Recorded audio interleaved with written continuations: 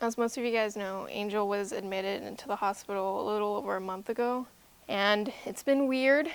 I'm sure we're all feeling that. It's a day-by-day case, so we just have to keep him in our thoughts and prayers. And for everyone that has helped out, we really appreciate you.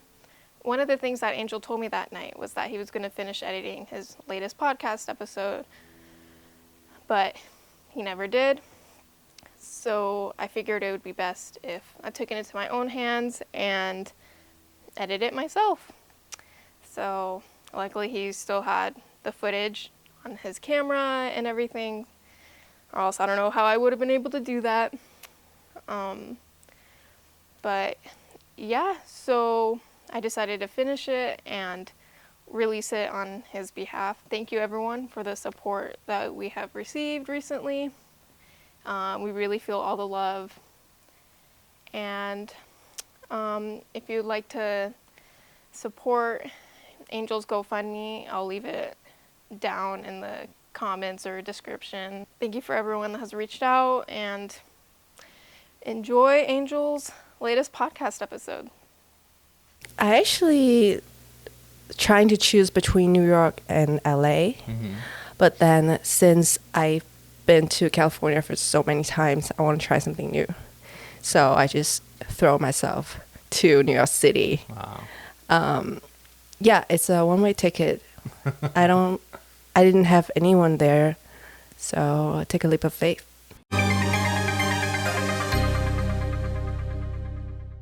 Ready? Yes. Oh, I hear people outside. Should be okay though. Okay. So we'll start on this camera. Okay. And then if you want to talk to camera, it's that one. All right. That's like right on your face. All right. What's up, everyone? Welcome back to the Film Goals Podcast. Today I'm with the one and only Ashley Yip. Thank you for coming to the podcast. Thank you. Pleasure's all mine. So Ashley, you're a filmmaker from New York, but I met you here at the Nevada Women's Film Festival like last year, right? The best festival in Las Vegas. Yeah, and I remember watching your film, The Calligraphy Lesson, and it was a good film, and then I had questions, and then like during the questionnaire, like I don't know, I feel like it's better for me to like just talk to the filmmaker after.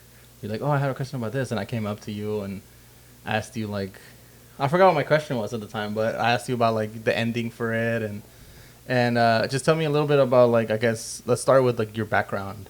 Like, how did you become a filmmaker?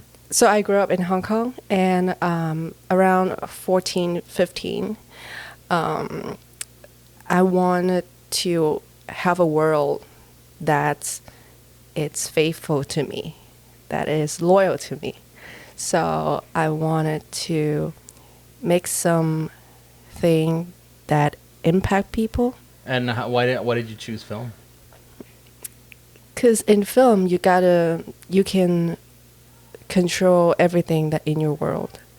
I think, especially when you're 14, 15, it's pretty chaotic outside, and hormone change, have different friends, and your family may be starting to make you realize that, oh, my family is different than the others. So you want to escape to a world where you feel safe and secure. And at that time, I started watching Hollywood films with my best friends in school, and I remember that was in Chinese subtitle. I still remember the feeling of watching Fight Club in Chinese subtitle. All the wonders, and I was like, oh, I want to be part of it.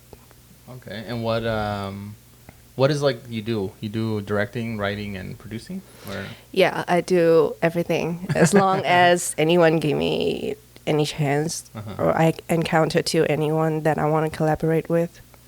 And what brought you to New York? I actually trying to choose between New York and LA. But then since I've been to California for so many times, I want to try something new. So I just throw myself to New York City. Wow. Yeah, it's a one-way ticket. I I didn't have anyone there, so I take a leap of faith. Oh wow, that's amazing. Thank you. And how is it like starting your career in New York? Like that's like so that's the second biggest place I think when it comes to like filmmaking and art in general, like LA and New York. So I think just like all the filmmakers in New York City, when they started out, they try to start get in touch with all the events and all the producers. So basically, whatever chance that the producers gave me, I would take them. Like for example, I just made the calligraphy lessons last year, and this year I made a documentary, Common Ground, and it's about Ukrainian women and how they start their new life here. At the same time, they have to deal with their past in the war, how they get back to life as a stronger woman. So this is what I want to bring to the audience from the bottom of my heart. From the bottom of my heart. So, but then at the same time, I have to pay my rent. You know, New York City is crazy. Yeah. When I look at your apartment, this is huge apartment. You have a full kitchen. You have a large fridge. But they're all luxuries in New York City. yeah. So I got to finish some other projects. Like recently, I just finished a project called Seduce My Baby's Daddy as a camera A, as a director of photography. So yeah, I just start out. What was the first steps you took like in the beginning, like when you started looking for these kind of opportunity? I think work ethic, that is the first thing. As long as you demonstrate that you're a professional filmmaker, then people want to work with you, because film production is really about how to get things done smoothly and efficiently. And where did you start finding people to start working with? Um, Because you said you were like came to New York with like one way yeah, ticket. I just came here. So how did you even start making those connections? To be honest, I start with people who's also from Hong Kong and Cantonese speaking, Oh, okay. because you have to build the trust from somewhere. So yeah, we got in touch and we have some mutual friends already. So we start the calligraphy lesson. And then in this documentary, I don't have any people who's from Hong Kong that get involved with, because I was like, okay, it's time for me to grow up and face this world. There's a lot of opportunity. There's a lot of great people who's out there and waiting for me to discover. So I collab with people that I met in film event. Just take a leap of faith, because we've never worked with each other before. I love long distance running. Oh, okay. I've been running like 10K and half marathon on my own. Oh, wow. So I was like, I want to make something about this, because when I run, it just heals. And it helped me to get through the days, especially in New York City. You just hassle and you just meet so many new people. There's not many long time for yourself. And I was like, well, maybe I should get in touch with some run clubs. And I was like, oh, I want to make something about women running and talking at the same time, because I've been talking in my brain all the time when I run. So Maya and also Josh, the producers of Common Ground, they met in college and they helped me to gather up different people from Ukraine, and then we start this event. Oh wow, that's awesome. So let's back up to like the first film, the calligraphy lesson. Just tell me a little bit about what it's about, because it was a year ago, so I don't remember all of it. But yeah, what it's about and like kind of like your process to get it finished. So it's about a bunch of American local kids learning to write traditional Chinese calligraphy. And the teacher, who's from Taiwan, and she's teaching the kids to write freedom in traditional Chinese. So when she teaches how to do the strokes, she also asked the kids what's the meaning of freedom to them. And she explained that from her own perspective, which is actually my perspective too. Wow. Yeah, I remember it was like deep, and it was like about the parent and the teacher, and kind of like the difference, right, between like their, I guess, their thoughts on how to raise them. Was that kind of like the theme of it? Actually, freedom for me as a person who grew up in Hong Kong, and you look at the political status over there right now, it's pretty sarcastic, right, to talk about freedom. So I actually put that in the film, and the mom it's like how I was feeling when I was in Hong Kong, which I feel constrained as a filmmaker. We can't talk or we can't film something that is that has your own opinion. And it's actually quite sad because Hong Kong used to like dominate the Asian film markets. Yeah, so I want to add some elements through that, and then with the combination of my own childhood. So okay, so the mom was how you felt in Hong Kong, and then the teacher was what? The teacher is someone who has the Asian culture background, but grow up in a different country, who might see this world more wholly. Can I say? Okay, yeah. More completely. Okay, interesting. Yeah, that was really good. And you got nominated at the festival last year, right? Yeah, and For also what? same as this year. Yeah, damn. For Okay, the congrats. best short film, Best short film last year. And then this year? best documentary. Best documentary. Congrats. Thank you. So for the yeah, judge. so it's an interesting topic, like the Ukraine and the running, put it together. What was some of the challenges that you went through, like, to get that done? As I told you, I was so lucky that my producers and also the protagonist, Katya, shout out to Katya, that helped me to gather up all the Ukrainian women to join this event. And during the event, it's actually pretty smooth, as one of our producer, Maya, she's also a professional athlete.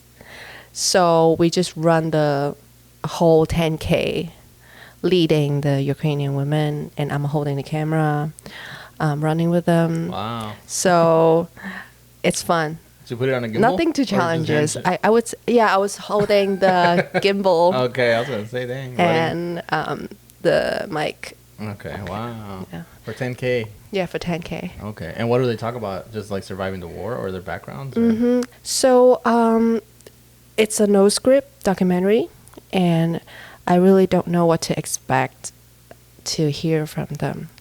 But really, everyone just opened their heart to us, and everyone is just so sincere. They start talking about what they've been through in Ukrainian, how they first get here in the U.S. and what challenge they're facing, and how they overcome their challenge. And finally, they talk about their dream and their goal in the future during this 1.5 hours run. Wow. How long is the film? The film is, I condense it into 15 minutes. Oh, wow. That's crazy. Yeah. An hour and a half. Wow. Well, that's pretty impressive, like running and shooting a film at the same time. I feel like it's fun. Yeah. I still Well, remember. you're a runner. Yes, I am also a runner. One of the challenge, I would say, since the microphone is attached to a camera and I'm right behind the camera, sometimes when I get emotion, when I hear about how they talk, how they miss their family, how they want this war to be done, but then I can't cry. Because if I cry, I have to spend hundreds of dollars for the audios, and I don't want that. So I just remind myself, okay, be rational. You're the director. You should be the person who everybody could lean on. So I was like, okay, just listen and just embrace that. Wow. So did you break down at any point? Oh wow, it's something that nobody asked me before, but yes, I did. Okay. So And did you have to pause, or did you just keep rolling? so at the end, we were at the beach and looking at the fireworks in Coney Island, and some of our runners, they just couldn't enjoy the fireworks because it sounds like exactly like in a war zone. Yeah. So a few of them left, and then a few of them just look at the fireworks and cry. So at that time, I was at the beach with them, and I can finally cry a little bit behind the camera while I was filming the fireworks, and that's that one slip that couldn't hold it anymore. I mean, you're human, right? Yeah. So actually, okay, I have a question about Hong Kong. You say you fell in love with film at 14. Did you try creating films out in Hong Kong? Yes, I actually I was in film industry in Hong Kong, and that's commercial film, which is different than independent filmmaking, of course, because all the job position it's very precise, and you just got to repeatedly do one same thing really, really fast. You didn't have a chance to create your own work in Hong Kong? Not really. Okay. Not really. When I get more mature and get more connection to the industry, and that was the time where the political situation changed. So I really couldn't figure out where's the red line there right now. Okay, interesting. So let me ask you, why did you decide to enter the Nevada Women's Film Festival the first time? So I think I was browsing different film opportunity, just like everyone, every day. And I just discovered the websites of Nevada's Women's Film Festival. I was like, wow, damn, it's pretty well designed. I want to check it out. So I submitted. Okay. And it's cool that you travel, because you also travel to other places for the festivals. Like, how was your experience when you're traveling and going to the festivals? It's great to get to connect with different filmmakers, because I'm pretty sure I'm a very flexible person that I can move to any place as long as I love that place. Okay. So I was like, just give myself more chances, because I think all the relationship, it feels like planting the seeds, right? So last year I planted the seeds. I met you and Hannah, the promotion director. Yeah, I believe so. I don't know her title exactly, but yeah. Of the film festival. Yeah. And I feel like I can see that little plants coming out, and I love that feelings. Yeah. So I would just keep doing that. Awesome. And so what you got working on? I mean, I know this documentary, you're probably going to do the festival run. Yep. What do you got going on next after this? I would just jump back to New York City and try to, probably in Rhode Island is the next stop. Okay. Yeah. Do you have any new projects that you plan to work on after this? Actually, in this whole summer, I'm almost like fully booked for the more commercial parts, which I just mentioned. One of the projects I just done, Seduce My Baby's Daddy, something like that. Because right now, I think the vertical short films, it has a huge market. Oh, really? The director of Seduce My Baby's Daddy, I think she just made like millions of box office. Oh, wow. Just through the apps. Oh, and then just doing vertical films. Yes. Wow. Well, there you go. Now you know. How is it being an independent filmmaker in New York? Like with your films, do you like? Is it hard? Because I mean, I don't know. People are artists everywhere, but like permits and like, do you get like roadblocks and stuff filming in New York? I don't think independent film is that crazy because if you really want to shoot something, you can just use your iPhone or GoPro. But for me, it's really about the storytelling and the crew that you work with. Are you happy working with your crew? And it's all matters. Well, like, how do you have any like challenges filming in New York as an independent artist? Like, do you have to go through permits and stuff like that? Or As far as I know, if you're not using tripod, oh, okay, you're good. yeah, you're good. Oh, okay. It's very flexible in your city. And you have like great locations in New York City. Yeah, for free. Like Yeah. you can just shoot in front of a beautiful church. That's awesome. Hmm. Would you ever decide to film somewhere else? Nevada. Oh, okay. Yeah. Like what? What do you think? Well, what would you create here? I definitely love the Red Rocks here, and I just watched the documentary about the art district in Las Vegas. I do want to meet some artists there and see if I could help them to film something. That's awesome. Yeah, I actually know Michelle, who directed that film. I just haven't had a chance. I didn't have a chance to go see your film or her film, which I'm kind of upset about. But yeah, it is what it is. I'll see him at some point. Well, yeah. Anything else before we wrap up? Thank you, Angel. Well, thank you. Well, thank you for coming on the podcast. Check her stuff out. So your documentary, it's gonna go to the festivals, and then you're gonna release it somewhere, or? Yeah, I think I would just put it on YouTube. Okay, awesome. Well, thank you for being on the podcast, and we'll see you next time. Peace.